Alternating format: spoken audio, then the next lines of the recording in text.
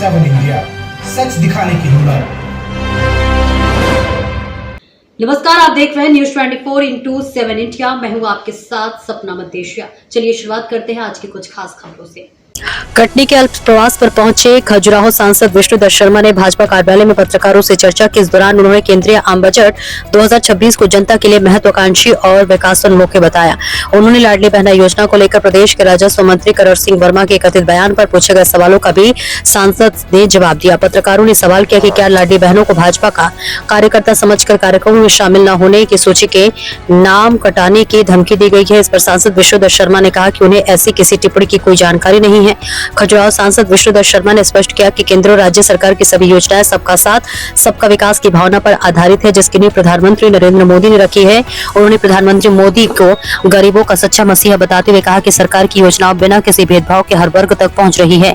सांसद ने कहा कि लाडली बहना योजना, प्रधानमंत्री आवास योजना, उज्ज्वला योजना और आयुष्मान भारत जैसी योजनाओं में सरकार का ये नहीं पूछती कि लाभार्थी कौन है, कहां का है या किस जाति धर्म का है। सरकार की मंशा केवल जरूरतमंदों तक सहायता पहुंचाने की है। उन्होंने ये भी कहा कि इन्हीं योजनाओं के चलते देश के करीब 25 करोड़ लोग गरीबी रेखा से ऊपर आए हैं। वहीं कटनी में शासकीय मेडिकल कॉलेज की मांग को लेकर पूछे गए सवाल पर सांसद विष्णुदत्त शर्मा ने कहा कि शिक्षा और स्वास्थ्य क्षेत्र में सरकार के साथ साथ निजी संस्थानों की भी अहम भूमिका होती है। उन्होंने बताया कि बहुत जल्द कटनी में पीपीपी मॉडल के तहत मेडिकल कॉलेज की स्थापना की जाएगी। कॉलेज की मांग पर सीधे तौर पर कोई आश्वासन नहीं दिया और पीपीपी मॉडल को ही बेहतर विकल्प बताया। कटनी से संदीप शर्मा की देखिए खास रिपोर्ट। देश के अंदर सभी क्षेत्रों में नीचे तक बजट की भावना जाए, ये माननीय प्रधानमंत्री जी, आदरणीय प्रणय पांडे जी, हमारी पूर्व शिक्षा राज्य मंत्री बहन अलका जैन जी, प्रदेश समिति श्री पीताम्बर टोहानी जी, आज इस पत्रकार वार्ता में आपके सम्मुख है। मैं भारतीय जनता पार्टी के कार्यालय में मैं समस्त पत्रकार जगत से आए हुए समस्त हमारे इलेक्ट्रॉनिक मीडिया, प्रिंट मीडिया पत्रकार वार्ता में इस प्रकार से केंद्रीय बजट प्रस्तुत हुआ है और सर्वजन हिताय सर्वजन सुखाय, सबके हित की चिंता करके, सबके सुख की चिंता करते हुए इस प्रकार का बजट और चिप्स का मार्केट, यानी जिस प्रकार से तकनीक में आगे हमारे मित्तल से इसके बारे में बहुत महत्वपूर्ण दुनिया के अंदर आज तो इस बजट में रेयर अर्थ कॉरिडोर को बनाकर आज कटनी में आयोजित इस पत्रकार वार्ता में देश के अंदर माननीय प्रधानमंत्री नरेंद्र मोदी जी के नेतृत्व में भारत की वित्त मंत्री आदरणीय निर्मला सीतारमण जी ने बजट 2026-27 जो प्रस्तुत किया है, ये बजट भारत के लिए अहम भूमिका रखने वाला बजट है। ये बजट भारत के प्रधानमंत्री नरेंद्र मोदी जी के 2047 के विकसित भारत के संकल्प को पूरा करने वाला, उसकी पृष्ठभूमि तैयार करने वाला बजट है। और इस बजट के माध्यम से जो माननीय प्रधानमंत्री जी ने उनकी मंशा के अनुरूप माननीय वित्त मंत्री जी ने देश के युवा, किसान, गरीब और महिलाओं को केंद्र में रख करके इस बजट में प्रावधान किया है। और महत्वपूर्ण पहलू यह है कि इस बजट के अंदर माननीय प्रधानमंत्री नरेंद्र मोदी जी की मंशा के अनुरूप 12 लाख करोड़ से ऊपर का इंफ्रास्ट्रक्चर के लिए प्रावधान करना है। तो किसी भी देश का जो गति है वो उसके इंफ्रास्ट्रक्चर के आधार पर होती है, जिससे रोजगार के नए अवसर पैदा होंगे। साथ में ही मेडिको टूरिज्म, देश की 20 आइकॉनिक साइट्स जिसमें खजुराहो भी आता है, हमारा संसदीय क्षेत्र, मंशा के अनुरूप गाइड, टूरिज्म का स्किल्स, ये ठीक तरीके से देश के अंदर दुनिया के पर्यटक और भारत के पर्यटकों के सामने चीजें जाएं तो उनका प्रशिक्षण, मेडिको टूरिज्म को ताकत देने का, जो आज के जिस प्रकार से देश के अंदर लोगों की ज़रूरत है और उसके लिए लोग बाहर जाना भी चाहते हैं, तो इस प्रकार के इंफ्रास्ट्रक्चर को खड़ा करना। हर जिले के अंदर हमारी बेटियां आजकल आगे बढ़ रही हैं।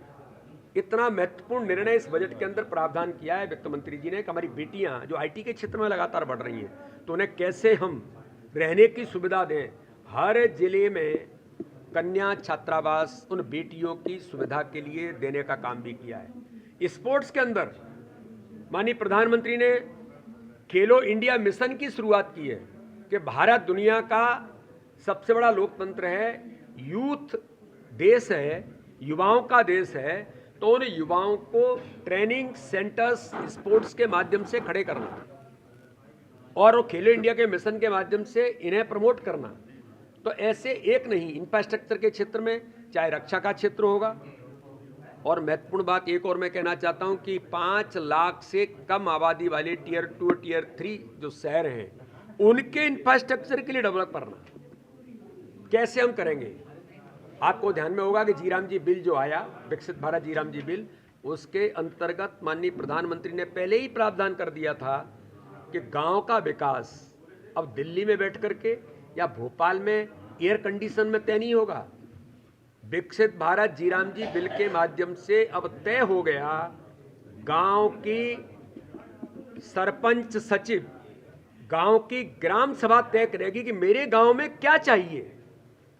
जो मनरेगा के अंदर केवल अस्थायी निर्माण कर सकते थे, अब स्थायी स्ट्रक्चर खड़ा करने का काम जीराम जी बिल के माध्यम से जब आ रहा है कि गांव की ग्राम सभा तय करेगी मेरे गांव में स्कूल चाहिए, मेरे गांव में बाउंड्री बनानी, मेरे गांव में खेल का मैदान बनाना है, मेरे गांव के में कोई सिंचाई का स्ट्रक्चर खड़ा करना है जो पहले नहीं हो सकता था। तो इन सारी बातों को ताकत देने का काम इस बजट के माध्यम से माननीय प्रधानमंत्री मोदी जी ने किया है। मैं माननीय प्रधानमंत्री जी का, माननीय वित्त मंत्री जी का हृदय से बहुत धन्यवाद, आभार, खजुराहो जनता की ओर से मैं उन्हें बहुत धन्यवाद करता हूं। जबलपुर में दूसरा शासकीय मेडिकल कॉलेज मिल रहा है, लेकिन कटनी इससे क्यों अछूता रह गया? कहाँ अछूता रह गया? जल्दी मिलेगा। देखिए मेडिकल के क्षेत्र में शिक्षा या स्वास्थ्य, जनता की सहभागिता के बिना ये नहीं चल सकती। ये 2 क्षेत्र ऐसे होते हैं और इसमें प्राइवेट इंस्टीट्यूशन भी अपनी भूमिका निभाते हैं। हम दिल्ली जाते हैं तो कहाँ जाते हैं? मेदांता जाना है। क्यों भैया? मेदांता भी तो प्राइवेट है। यहाँ से नागपुर जाते हैं, नागपुर जाकर कहाँ कराना है? वहाँ ट्रीटमेंट बहुत अच्छा होता है। कहाँ होता है? एक मिनट कहाँ होता है? मेरा ये कहना है कि दोनों चीज़ों का अपना महत्व है। आज के समय की आवश्यकता के अनुरूप जो चीज़ें होंगी उन पर बेहतर तरीके से प्रयास भी हैं और कटनी को भी मेडिकल कॉलेज मिला है और भी आगे जो आवश्यकताएं होंगी उनको करेंगे। लाडली बहना क्या बीजेपी की कार्यकर्ता है क्या? ऐसा लग रहा है बीजेपी वालों को कि करण सिंह वर्मा जो राजस्व मंत्री, उनका ये कहना कार्यक्रम में नहीं आ रहा तो उनका नाम काट दे। नहीं, मुझे तो ऐसा पता नहीं कि ऐसा कोई बोलता है या बोल सकता है। विजय साई जी भी बोल चुके हैं। लाडली बहना हो या केंद्र सरकार की, राज्य सरकार की योजनाओं में मैंने हमेशा कहा सबका साथ सबका विकास, ये अगर किसी ने किया है तो भारत के प्रधानमंत्री मोदी जी ने किया है। गरीबों का मसीहा भारत के अंदर कोई है तो भारत के प्रधानमंत्री मोदी है। मैं गंभीरता से कहता हूं, अरे लाडली बहना में या प्रधानमंत्री आवास में या उज्ज्वला योजना के अंतर्गत या 5 लाख रुपए का आयुष्मान भारत का लाभ अगर सरकार ने दिया है तो सरकार ये नहीं पूछती कि आप कौन हैं, आप कहाँ के हैं, किस धर्म के हैं, किस जाति की, ये नहीं पूछती। इसलिए ये कोई शब्दों में क्या बोल गया होगा मुझे पता नहीं, लेकिन ऐसा सरकार की न भावना कभी रही न है हमारे लिए। और माननीय प्रधानमंत्री मोदी जी तो इस देश के लिए हर गरीब को 25 करोड़ लोग ऊपर गरीब रेखा से आ गए, ये इन्हीं योजनाओं का परिणाम है। तो इसलिए किसने क्या कहा मुझे पता नहीं, लेकिन सरकार की और भारतीय जनता पार्टी की भावना जो है मैंने आपको बताई। तो कार्यक्रम में आना कंपलसरी है क्या? कंपलसरी नहीं है।